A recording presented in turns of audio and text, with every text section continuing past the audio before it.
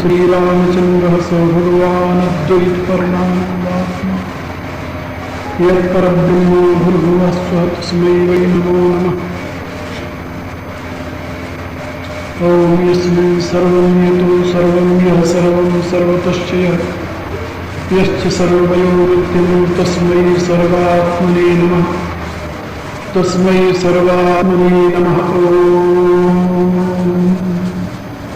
श्री राम जय जय राम। श्री राम जय राम जय जय राम। श्री राम जय राम जय जय राम।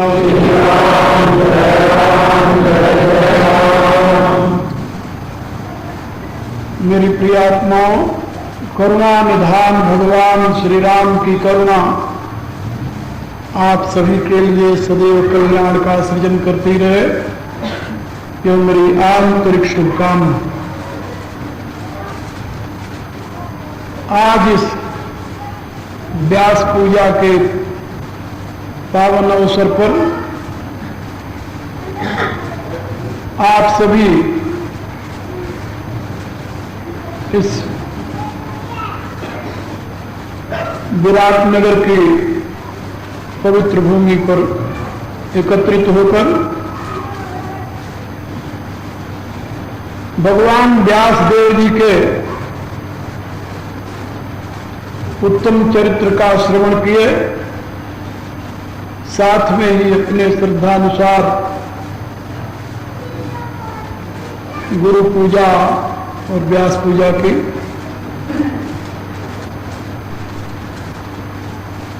यहां पर कल से ही श्री रामचरितमानस का अखंड पाठ चल रहा था, जो पूर्ण हुआ है।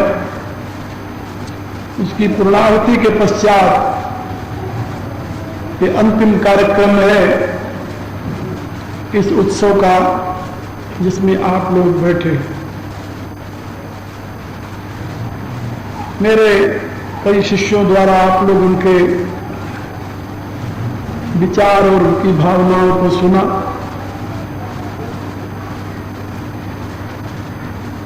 अभी कल तक मैं और इस आश्रम में हूं, परसों मेरा प्रस्थान है यहां से। यूरोप और अमेरिका के कई स्थानों पर 2.5 महीने के लिए मैं भ्रमण करने जा रहा हूं। जैसा कि आप लोगों को मालूम है, प्रतिवर्ष जाना होता है और पिछले कई वर्षों से पहले मैं अधिक समय विदेशों में ही देता रहा हूं, लेकिन अब उसको हम कम करते जा रहे हैं और अब की ऐसा कार्यक्रम बनाया है कि 2.5 महीने बाद मैं लौटाऊंगा। भारत में अखिल भारतीय संत समिति, जो एक संतों का संगठन है, उसके साथ जुड़ा हूं। उसके भी कई कार्यक्रम हैं और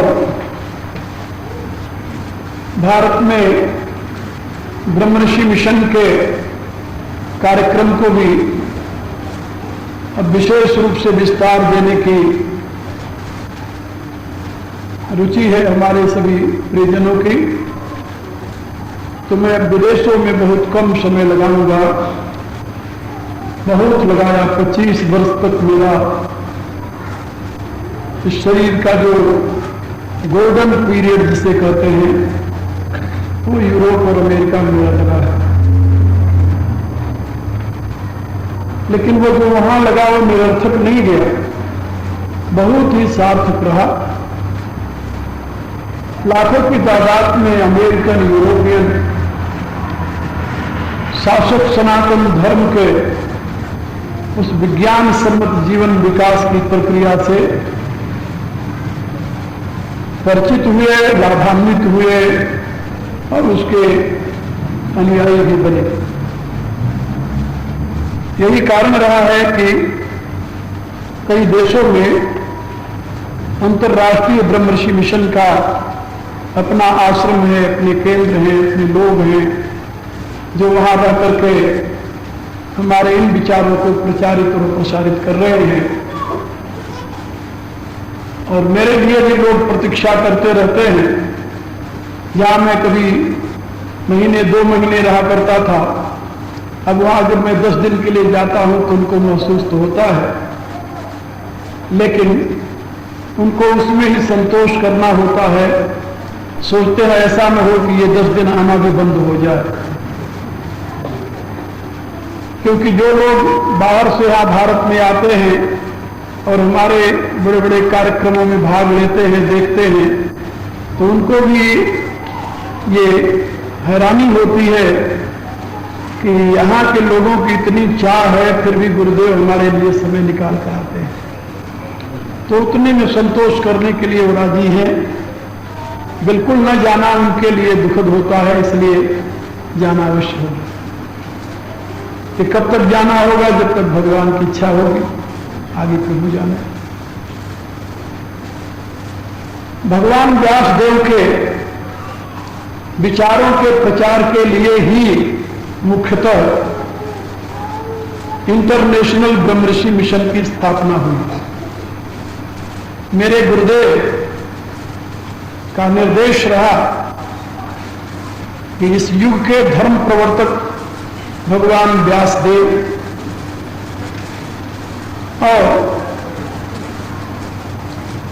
इस युग के मनुष्यों के लिए जो उपयोगी जीवन पद्धति है, उनकी विचारधारा है,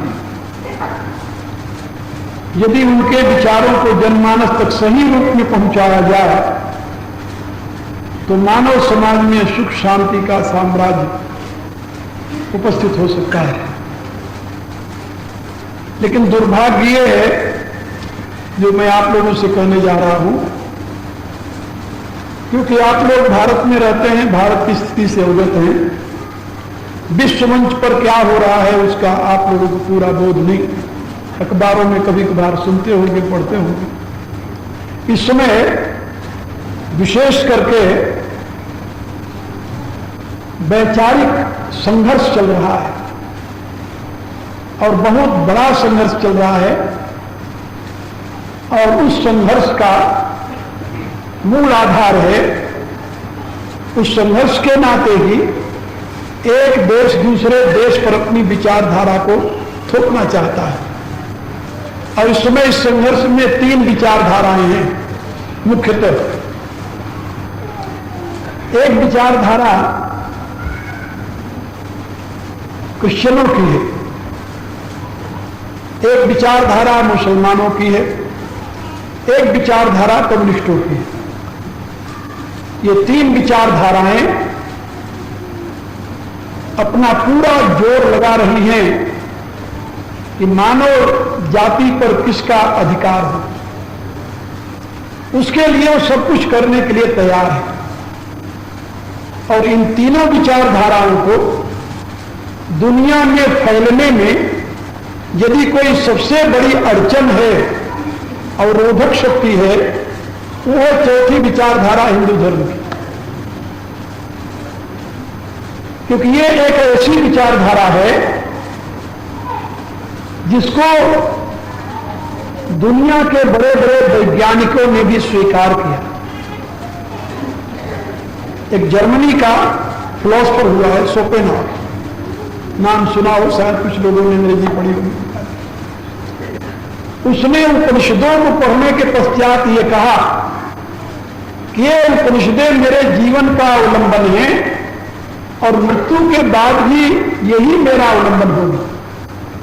और उसका परिणाम यह हुआ कि जर्मनी में जो बुद्धिजीवी हुए सबके हृदय में चाह रही कि उपनिषदें हैं क्या जिसके लिए हमारे देश का एक महान फिलोसफर अपने जीवन का अवलंबन बता रहा है। इसी रूप से अमेरिका का एक बहुत बड़ा संत विद्वान फिलोसफर इमर्सन नाम था जिसका, उसने भी इसी प्रकार की अपनी भावनाओं को व्यक्त किया। और वहीं अमेरिका के एक और दार्शनिक हुआ थोरियो, उसने भी इसी प्रकार की विचारधारा व्यक्त की है। जर्मनी का एक और विद्वान हुआ कांट, जो इमर्शन का दोस्त था। तो कांट ने ही गीता इमर्शन को भेंट की थी, और इमर्शन ने जब गीता को पढ़ा तो उसने अपने मित्र कांट को लिखा कि मैं अपने जीवन का सही जन्म अब से मानता हूं जो उसने पुस्तक पढ़ी। इससे पहले मैं मनुष्य जीवन में जन्मा नहीं था, ऐसा मैं मानता। तो इस समय विदेश के जो विचारवान लोग हैं वो इस समय हिंदू विचारधारा को, हमारी अद्वैतवादी विचारधारा को स्वीकार कर रहे हैं, क्योंकि ये विज्ञान के प्रकाश में उनके ये समझ में आती जा रही है। हमारी जो मूल विचारधारा है वह है रियलाइज यूनिटी इन डाइवर्सिटी, अनेकता में एकता का दर्शन करो। यह विचारधारा का मूल थीम है, जिसे कहते हैं try to realize unity in diversity, अनेकता में एकता का दर्शन। यह वैज्ञानिकों को प्रेरणा दे रहा है कि दुनिया में जो डाइवर्सिटी दिखाई दे रही है इसके मूल में यूनिटी है, और इसी सिद्धांत को लेकर वैज्ञानिक अनुसंधान में लगा हुआ है और धीरे धीरे आगे बढ़ता जा रहा है। और वो अब इस नतीजे पर पहुंचने लगे हैं कि really unity is the root cause of diversity. यथार्थ एक तत्व जो है वही अनेक तत्वों का मूल स्रोत है, कारण है, और इसको कहते हैं मोनोथिज्म, अद्वैतवाद। ये अद्वैतवाद जो है ये मानव समाज को एक नई दिशा प्रदान कर रहा है, और वर्तमान के जो समझदार वैज्ञानिक हैं और जो हुए हैं अल्बर्ट आइंस्टाइन ऐसे, ओपेनहाइमर ऐसे, इन लोगों ने उसको स्वीकार किया है। अभी कुछ दिन पूर्व हमारे यहाँ का एक वैज्ञानिक जो ये अणु शक्ति का यानी अनुसंधान में बहुत बड़ा काम कर रहा है, मुसलमान है, उसकी जीवनी आई थी, आप लोगों ने भी पढ़ा होगा शायद कुछ लोगों ने। उसने भी ये बात कही है कि मैं अपने काम पर जाने से पहले भगवान कृष्ण की आराधना करता हूं और गीता का पाठ करता हूं। है वो मुसलमान।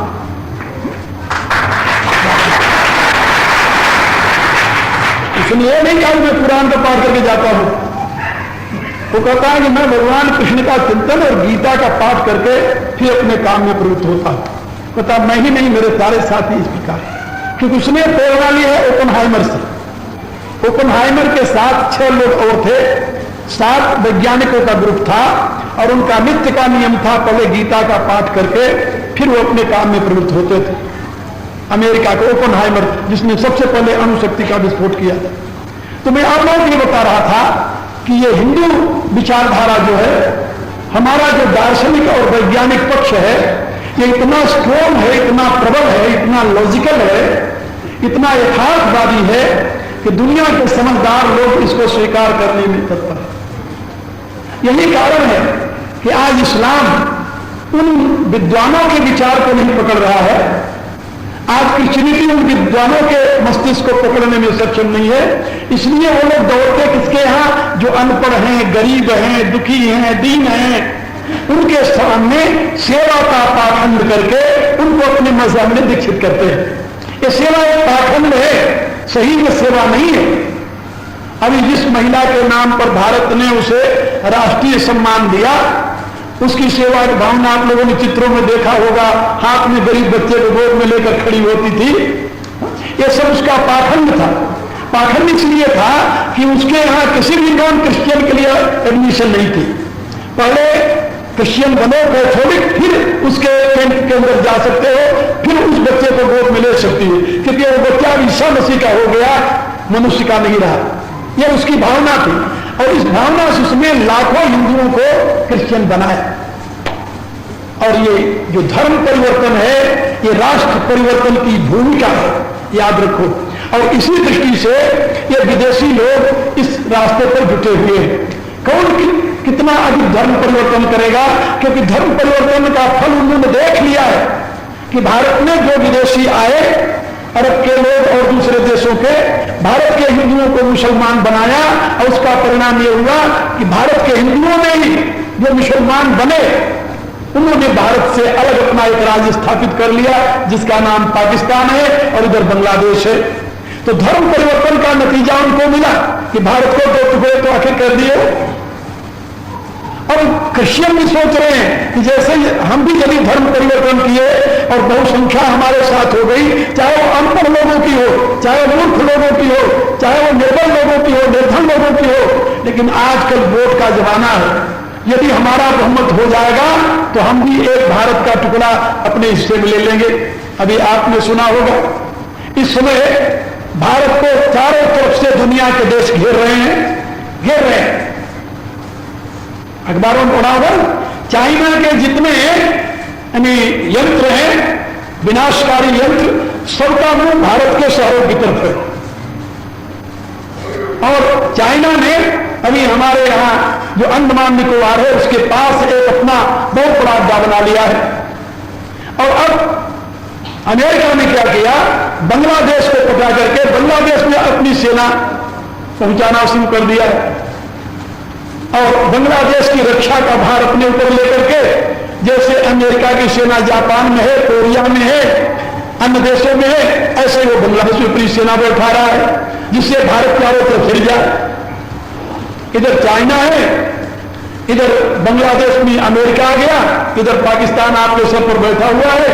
ये चारों तरफ से भारत को घेरने की योजना।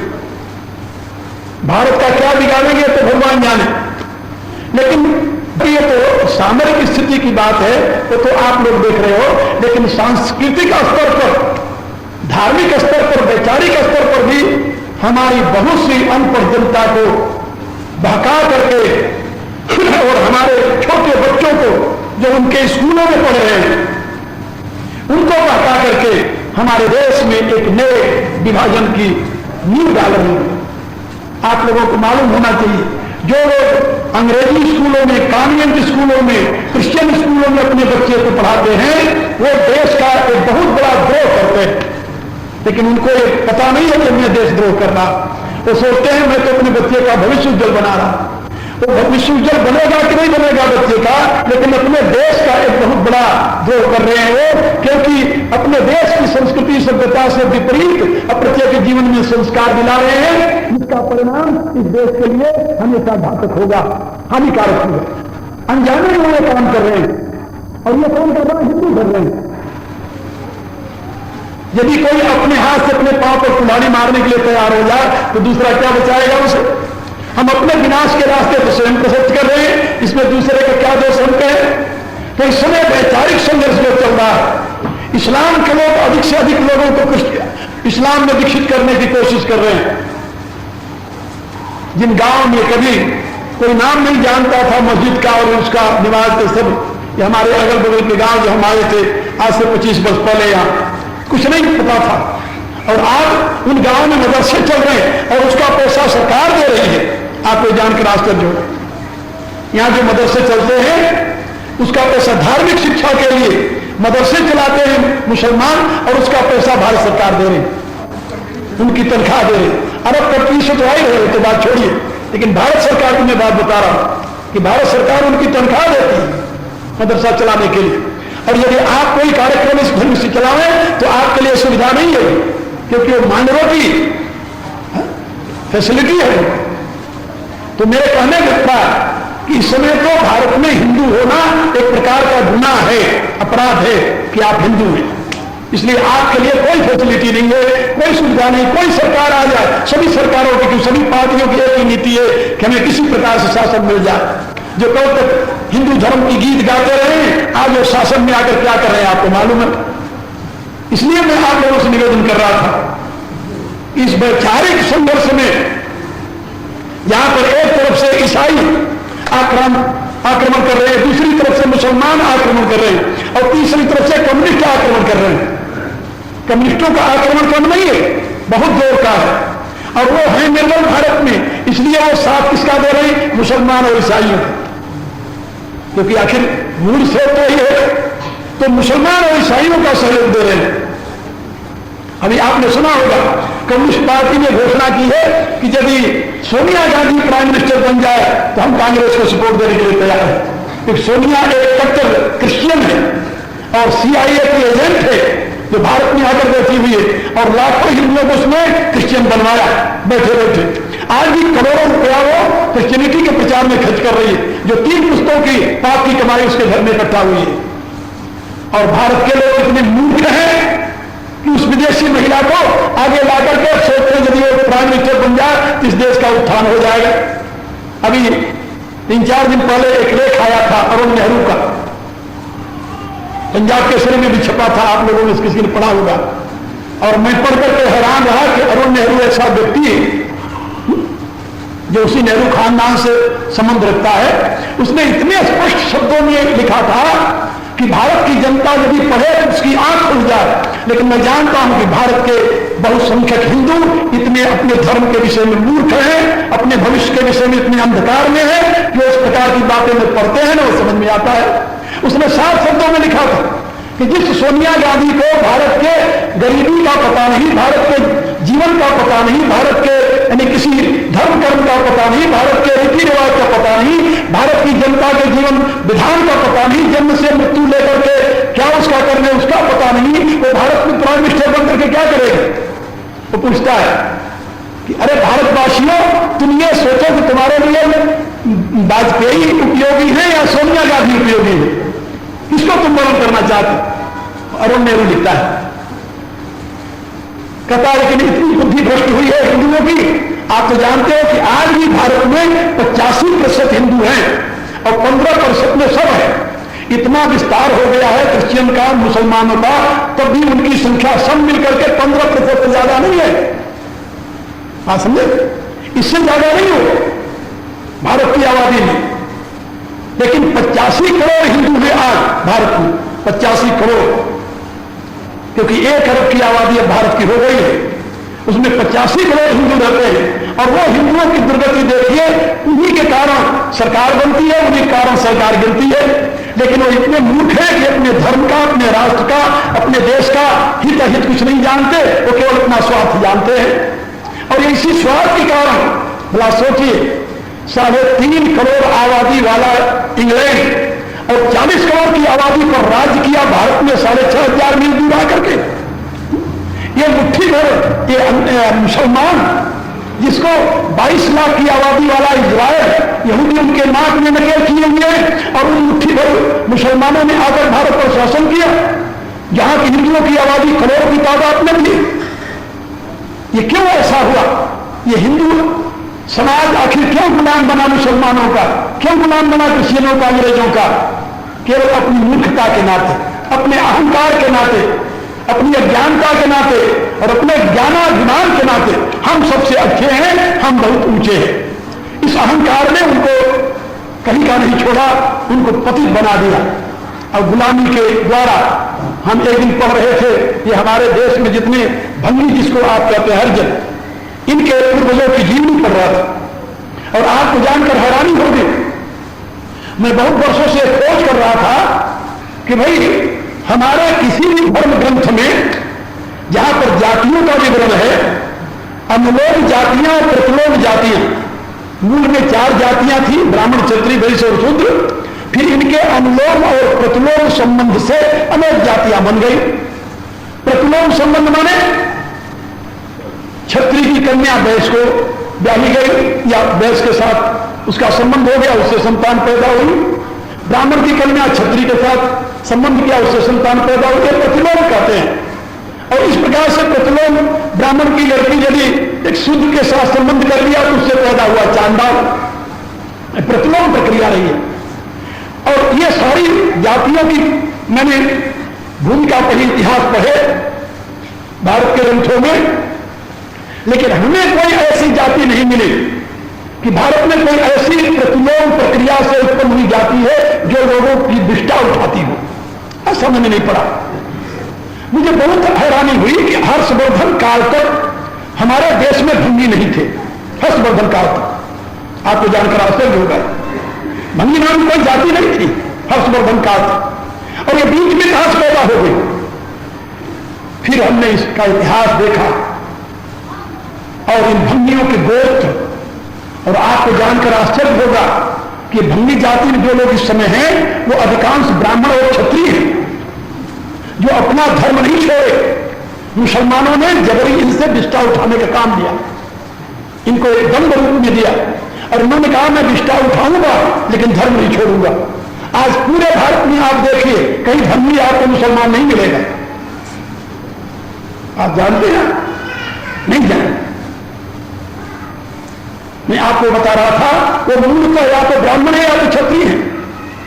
उन्होंने अपना धर्म नहीं छोड़ा, विष्ठा उठाना स्वीकार कर लिया और आज उनको बहकाया जा रहा है, आज उनको दलित कहकर के पुकारा जा रहा है, आज उनको नामालूम क्या क्या सिखाया जा रहा है। जिस हिंदू धर्म के लिए उन्होंने यानी नीच से नीच कर्म स्वीकार कर लिया, अपने धर्म का त्याग नहीं किया, आज उनको हिंदुओं से अलग करने के लिए साजिश चल रही है और उसके लिए अरबों रुपया पेट्रोल डॉलर का आ रहा है मध्य एशिया से, अरब देश से, कि इन हरिजनों को, इन लोगों को किसी प्रकार से पिछड़े वर्ग को हिंदुओं से अलग कर दो और मुसलमान बना दो, हमारी संख्या बहुत हो जाएगी, हमारा शासन हो जाएगा भारत पर। ये भारत जो है दारुल इस्लाम बन जाएगा। अभी तो शैतानों का देश है, दारुल हर्ब है। मेरे कहने का अभिप्राय कि विश्व के स्तर पर इस समय जो संघर्ष चल रहा है वैचारिक, ईसाई एक तरफ से, मुसलमान एक तरफ से और ये कम्युनिस्ट एक तरफ से, और इन तीनों की मदद करने के लिए हमारे राजनेता एक तरफ से खड़े हुए हैं। कोई पार्टी मुसलमानों को मदद कर रही है, कोई क्रिश्चियनों को कर रही है, कोई कम्युनिस्टों को कर रही है। वो सब हिंदू हैं जो उनको मदद पहुंचा रहे हैं और अपने देश का सर्वनाश करने पर तुले हुए। और ये सब हम लोग देख रहे हैं जो विश्व के स्तर को समझ रहे हैं, जान रहे हैं। हम विदेशों में इसलिए नहीं जाते कि हमें वहां के धर्म प्रचार करना होता है। धर्म प्रचार के साथ हम ये भी समझते हैं इसमें विश्व की क्या स्थिति है और क्या दृष्टिकोण है लोगों का भारत के प्रति। लेकिन हिंदू समाज इसके लिए समझना और जानना नहीं चाहता। इतनी भयंकर स्थिति है और यदि कहीं इन तीनों की चाल सफल हुई तो आप कहीं के नहीं रहेंगे, याद रखिए, क्योंकि आपके लिए दुनिया में कोई रोने वाला नहीं है, कोई रोने वाला नहीं है। मैं एक अपना अनुभव सुनाता हूं। मैं पहले राजस्थान में बहुत रहा हूं, उदयपुर में, उदयपुर चित्तौड़गढ़ मेरी साधना का केंद्र रहा है। सन 56 से लेकर मैं वहां रहता रहा, कई वर्ष तक रहा। और वहां पर एक दिन हम स्नान करने जा रहे थे, देखा गंभीरी नदी है वहां पर, चित्तौड़ के नीचे बहती है। तो वहां पर हमने देखा एक मुसलमान बैठा हुआ एक नीम के पेड़ के नीचे 2-3 ईंटें ऐसे खड़ा करके बैठा था। ये हमारी माताएं जो हैं, इनको तो भगवान ने पूरी बुद्धि दी है, यानी कोई चीज यहां पड़ा हुआ थे तो वहां पर पूजा करने, दीपक चढ़ाने पहुंच जाएंगे। पता नहीं इनको किस मिट्टी का बनाया है इसने। तो वहां पर जो देवियां जाएं गंभीरी नदी में स्नान करें, लौटते समय 2 मुट्ठी चावल 2 पैसे वहां पर चढ़ा दे, फूल चढ़ा दे ईंटों के, 4 ईंटों के ऊपर। धीरे धीरे एक दिन जाकर देखा, कई दिन सप्ताह बाद में गया, जब देखा तो वहां पर वो ईंटें खड़ी नहीं थी, ईंटें बिछाई हुई थी, उसके ऊपर एक चादर पड़ी थी और उसके ऊपर तमाम पैसे और चावल और दाल ये सब पड़े हुए थे। मेरे साथ वहां के उन दिनों डिप्टी स्पीकर थे लाल सिंह शेखावत, विधानसभा के वो थे। मैंने उनसे पूछा, आपका बात ये क्या है? कहा क्या बताऊं, ये तो मुसलमानों ने कोई फकीर बैठा हुआ ये बना दिया। ठीक है। अब थोड़े दिन बाद जाकर देखा तो वहां पर चादर चढ़ गई, वो पक्का बन गया और वहां पर चारों तरफ चबूतरा बन गया, बहराम लगने लगा। अब वहां पर हिंदू स्त्रियां आए और भूत उतरवाने के लिए, जैसे यहाँ पर आपके पिंजौर के सामने आती है, तो सारी हिंदू माताएं देखना आती हैं पिंजौर की, जो हमारे यहाँ सत्संग में आती, उनको मैंने देखा लाइन की लाइन खड़ी रहती है वहां। वो पीर बाबा से यानी हनुमान जी की पूजा करके उनका घाव नहीं हुआ, भैरव की पूजा करके घाव नहीं हुआ, रामकृष्ण की बात तो लग रही, काली और शंकर की पूजा करके घाव नहीं हुआ, वो पीर बाबा उनका दुख दूर करेंगे। ऐसे मूर्ख हैं लोग। खैर परिणाम यह हुआ कि वहां देखा मैंने तो वो चादर चढ़ी हुई। मैंने कहा उनका ये क्या हो गया? और थोड़े दिन बाद यहां तो मस्जिद खड़ी हो जाए और सही में वहां पर यानी धीरे धीरे दीवार उठने लगी। जब दीवार उठने लगी तो मैंने आरएसएस के लड़कों से कहा चित्तौड़गढ़ में, अरे हम कहा मूर्खों तुम लोग देख रहे हो ये क्या बन रहा है, पर तुम्हारे लिए घर हो जाएगा। तो लड़के उत्साह में थे, मेरी बात सुने, उनको जोश आया और दूसरे दिन गए, उठाकर सारा साफ कर दिया और उसको उठाकर बाहर कर दिया। जब उसे उठाकर बाहर कर दिया तो उसी शाम को पाकिस्तान रेडियो में ये घोषणा की कि चित्तौड़गढ़ में मुसलमानों के साथ घोर अत्याचार हुआ, उनकी मस्जिद ढहा करके हिंदुओं ने गिरा दिया उसी रात। अभी भारत में अगल बगल के लोगों को पता नहीं था, लेकिन वहां पता लग गया। ये जगह जगह के झंडे गाड़ करके ये खबर बन रही है सारी। अभी की बात बता रहा हूं, मैं यहां से जब जाता था, यहां से एक दिन देखा एक मुसलमान यहां लेफ्टी के कैंप के बगल में वहां पास छोड़ रहा था, सफाई कर रहा था पेड़ के नीचे। मैंने देखा वो सफाई कर रहा है। दूसरे दिन देखा वहां बैठा हुआ था। तीसरे दिन देखा वहां ईंट लगा रहा था, लंबी लंबी एक ईंट लगा दिया। अब जब मैं फिर एक दिन जा रहा था चंडीगढ़, देखा तो अब ईंट के ऊपर वहां पर चादर, हरी चादर पड़ गई थी यही आपके बगल में। और मैंने आकर अपने शिष्यों से बताया, हम कहा कि देखो ये मैं थोड़ा है। और यहाँ के एसडीएम से कहा, एसडीएम पहले तो कहता है जो उसमें आकर के हम उसको आप हमें बताओ हम हटा देंगे, फिर बाद में जब बाकी को पता मेरी तो सरहद ही कूद तक है, आगे तो मेरा अधिकार ही नहीं है। सोचो ये तो हालत है देश की। और वहां पर खास मिलिट्री के कैंप के अंदर वहां अड्डा बन जाएगा थोड़े दिन में। और देखना वहां जैसे यहां ईंटें बन करके यहां मकबरा बन गया, वैसे वहां एक मकबरा तैयार हो जाएगा। और वहां पर ये पीर पूजने के लिए देवियां और इनके पीछे पीछे इनके गुलाम पुरुष भी पहुंच जाएंगे वहां। मैं देखता हूं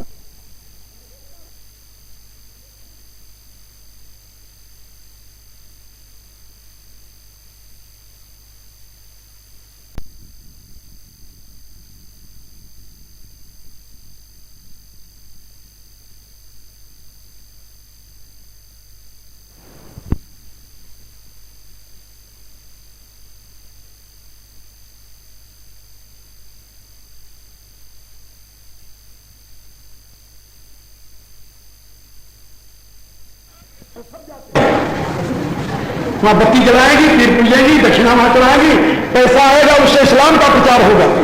वो पैसा अपने काम में नहीं आने का। अरे कहीं मंदिर में जाओ पैसा चढ़ाओ, तुम्हारे काम आएगा, तुम्हारे धर्म के काम आएगा। कबर पर पैसा चढ़ाओगे, जो जीते जी अपना उद्धार नहीं करता तुम्हारे मरने पर उद्धार करेगा क्या? ये कबर क्या है आखिर? मुर्दा ही गड़ा हुआ है, यहां तो मुर्दा भी नहीं गड़ा हुआ है, तो नकली है। यह है स्थिति। तो मैं आप लोग केवल ये बताना चाहता था कि इस समय वैचारिक क्रांति जो है वो अनेक रूपों में आपके देश के ऊपर आक्रमण कर रही है। हमारे देश की सीमा सुरक्षित है क्योंकि हमारे पास बहुत बड़ी फौज है, हम बड़े शक्तिशाली हैं, इसमें कोई संदेह नहीं। किसी देश को जरूरत नहीं कि हमारे देश के ऊपर आंख उठाकर देखे। लेकिन हमारा राष्ट्र सुरक्षित नहीं है। याद रखो, राष्ट्र भूमि का नाम नहीं है, राष्ट्र वहां के नागरिकों का नाम है, राष्ट्र वहां की संस्कृति सभ्यता का नाम है, राष्ट्र वहां के धर्म और भाषा का नाम है। आज न हमारी भाषा सुरक्षित है, न हमारा धर्म सुरक्षित है, न हमारी प्रजा सुरक्षित है, न हमारी संस्कृति और सभ्यता सुरक्षित है। ये कोई सुरक्षित नहीं है, सब खतरे में है। और इनको नष्ट करने पर तुले हुए हैं हमारे देश के स्वयं नेता, जो कि उन विदेशियों को प्रश्रय देते हैं, मानवता के नाम पर उनको विशेषाधिकार देकर के उनको पूरी छूट दे रखी है। और उसका परिणाम दुखद होगा। और याद रखना केवल इसका परिणाम नेता ही नहीं भोगेंगे। गांधी और जिन्ना ने सलाह करके भारत का बंटवारा किया तो गांधी तो नहीं मरे, न जिन्ना मरा, न गांधी का परिवार मरा, न नेहरू का परिवार मरा। मरे तो 32 लाख नागरिक मरे, हिंदू, ये तो मालूम है ना। और उजड़ा तो गांधी नहीं उजड़े, न तो नेहरू उजड़े, न जिन्ना उजड़ा। उजड़े कौन? 3 करोड़ हिंदू उजड़े, जो भर करके वहां से पाकिस्तान से हिंदुस्तान में आए। यही हुआ ना। तो नेताओं को क्या बिगड़ेगा? नेताओं की रक्षा के लिए तो बुलेटिन प्रूफ लगा रहता है हमेशा, लेकिन तुम्हारी रक्षा के लिए क्या है? याद रखो, आज भी कश्मीर का यह दुखद दृश्य आप लोग देख रहे हो ना। नेता लोग केवल बात करने में, चर्चा करने में और व्याख्यान देने में लगे हुए हैं। और हर हफ्ते वहां पर 10, 20, 50 आदमी मार दिए जाते हैं और कुछ उजड़ करके आ रहे हैं भर करके। अभी हम यात्रा में गए थे, संत समिति की यात्रा लेकर के, और रियासी जब हम पहुंचे तो वहां पर जो उजड़े हुए लोग आए थे, जहां पर आप लोगों ने पढ़ा होगा अखबारों में, 30 आदमियों को एक लाइन में खड़ा करके मार दिया था। वहां से उजड़े हुए लोग आए थे जो उनकी दुर्गति देख करके, उनकी दुर्दशा सुन करके हमारे जितने संत से सब रोने लगे। कहा महाराज कुछ करना चाहिए। तो क्या करना चाहिए बताओ, क्या करेंगे? कुछ कर सकते हैं कि मारने वालों के साथ सरकार है और आपके साथ क्या है? उन्होंने बताया कि हम कह रहे हैं कि हमें हथियार दे तो हम अपनी रक्षा कर लेंगे, लेकिन हमें हथियार नहीं दे रहा कोई। रक्षा कैसे करेंगे? और मुसलमानों के पास हथियार हैं खुलेआम, और कौन दे रहा है? वहां की सरकार।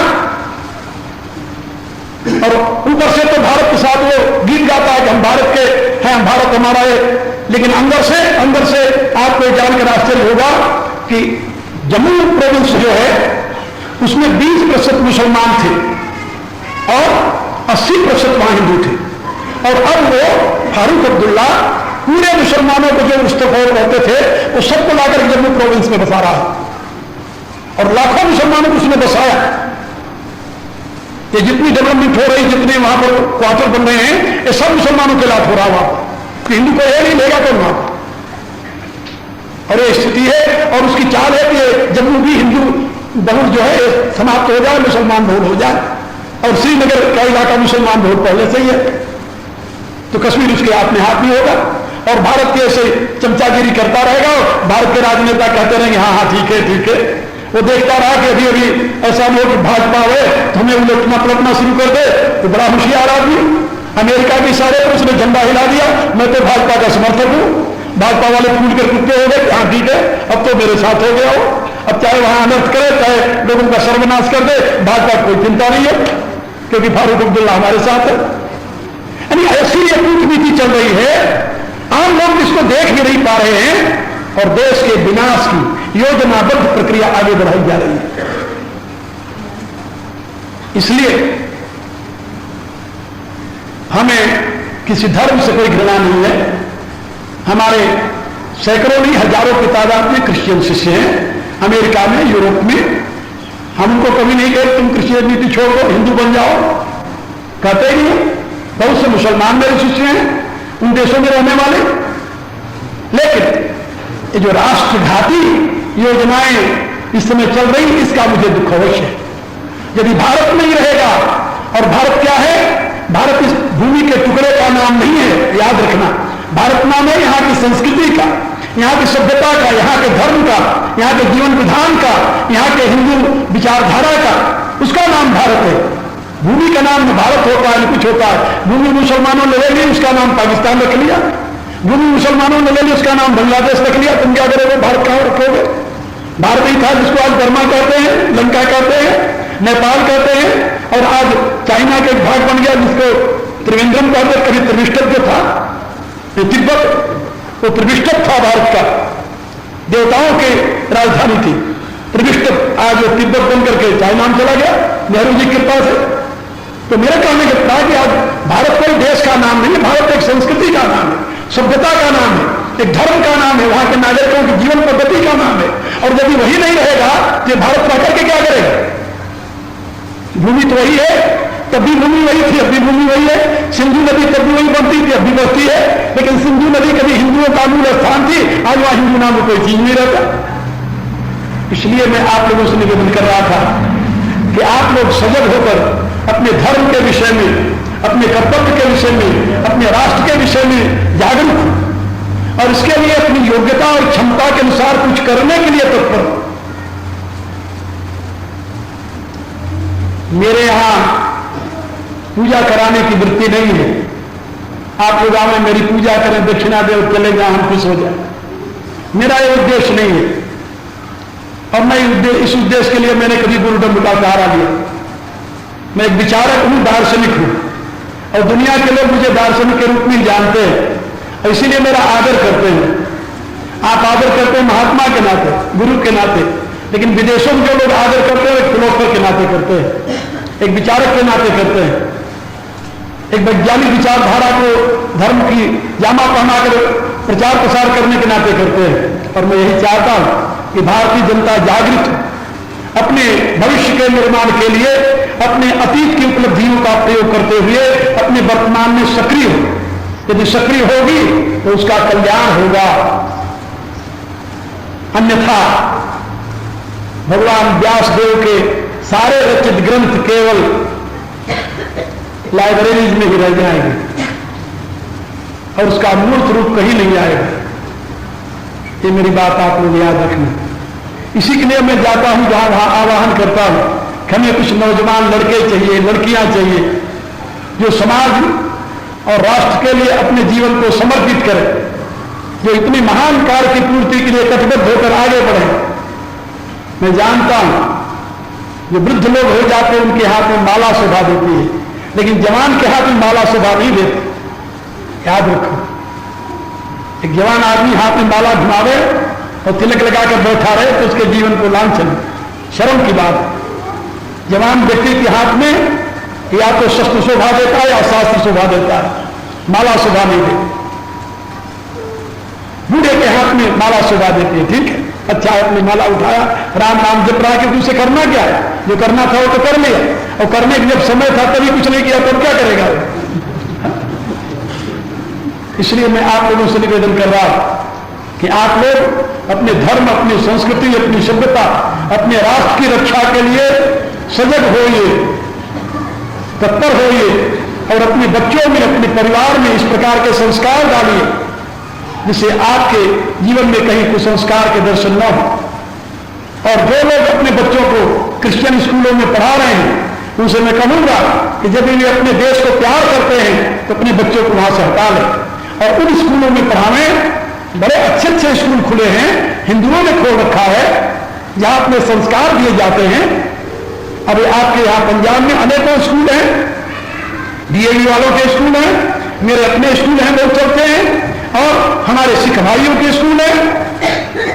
कोई सिख स्कूल में जाकर पढ़ेगा तो हमें प्रसन्नता होगी कि वहां संस्कार मिलेंगे। वहां सबसे पहले प्रार्थना गाएगा, देव शिवा बर मोही है कहकर के भगवान से, भगवती से प्रार्थना करेगा।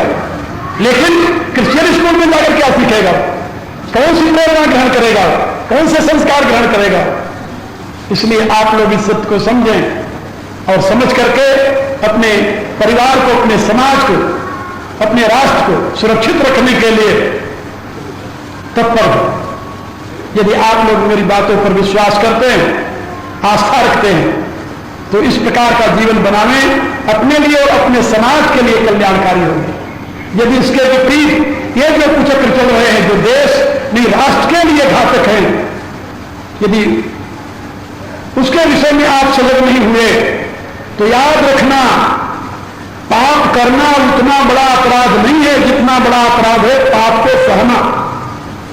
ये महाभारत की घोषणा है।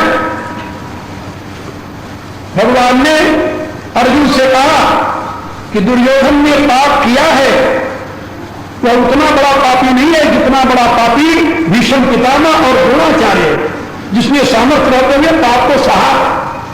इसलिए जब तक द्रोणाचार्य भीष्म पितामह का वध नहीं होता तब तक दुर्योधन को वध करना व्यर्थ है। नहीं तो भगवान चाहते तो दुर्योधन को मारने में क्या लगता था, उसको मारने में कोई दिक्कत नहीं थी, उसको तुरंत मरवा सकते थे।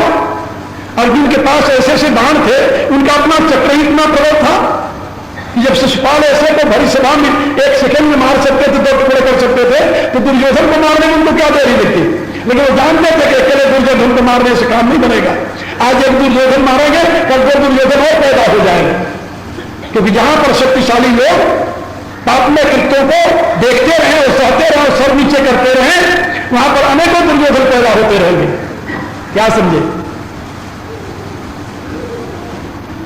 और जहां पर शक्तिशाली लोग ही नहीं बल्कि निर्बल लोग भी अन्याय को देखने के लिए तैयार नहीं है, संगठित होकर उसका प्रतिरोध करने के लिए खड़े हो जाते हैं, वहां पर दोबारा कोई दुर्योधन नहीं पैदा होता। ये महाभारत में भगवान कृष्ण की सीख है। इसलिए मैं आप लोगों से निवेदन कर रहा था कि आप लोग देश में, राष्ट्र में होते हुए इस अन्याय को न देखें, न बर्दाश्त करें। अपने अपने स्तर पर जितना जो कर सकता है उसमें सक्रिय हो और इन विचारों के प्रचार और प्रसार में आप लगे। मेरे जितने व्याख्यान हैं सब इसी प्रकार के हैं, राष्ट्र की जागृति के लिए हैं। आप उनको स्वयं सुने, लोगों को सुनाएं, अपने मोहल्ले में लोगों में प्रचार करें। लोग सुनेंगे तो उस दिशा में आगे बढ़ेंगे, सोचेंगे, और यदि कोई सुनेगा नहीं तो क्या समझेगा। उसको क्या पता कि राष्ट्र में क्या हो रहा है।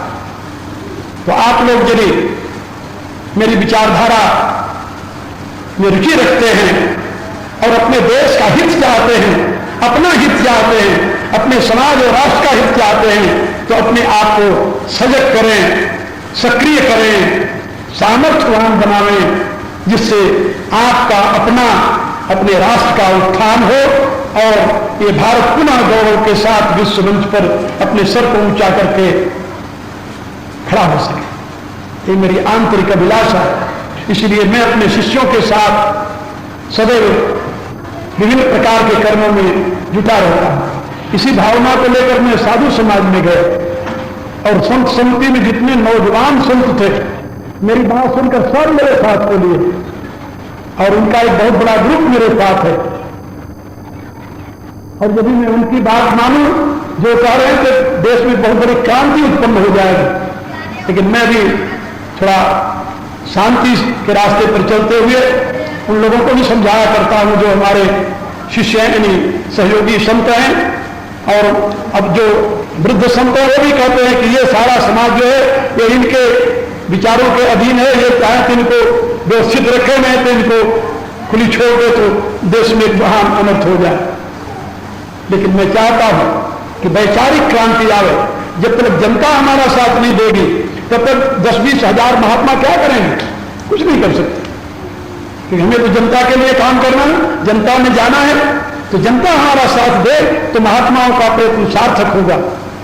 जनता साथ नहीं देगी तो हमारा प्रयत्न निरर्थक रह जाएगा।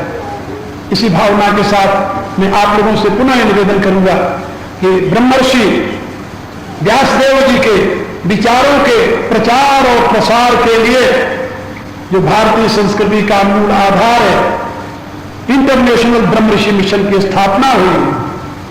गुरुदेव के निर्देशानुसार हम लोग सब उसी के उद्देश्य की पूर्ति में सक्रिय हैं। आप लोगों से भी आशा करते हैं कि आप लोग अपनी योग्यता और सामर्थ्य के साथ इस कार्य को आगे बढ़ाने में हमारे सहयोगी बनेंगे। बहुत बहुत आशीर्वाद, अनंत मंगल कामनाएं इस पावन दिवस पर भगवान व्यासदेव से ही मैं प्रार्थना करता हूं कि वे अपनी करुणा से आप लोगों में ऐसी योग्यता और सामर्थ्य भर दें जिससे आप उनके उद्देश्यों के पूर्ति के लिए स्वयं को समर्पित कर सके, स्वयं को सक्रिय बना सके। इसी प्रार्थना के साथ आप लोगों से निवेदन करूंगा कि प्रार्थना कीजिए मेरे साथ।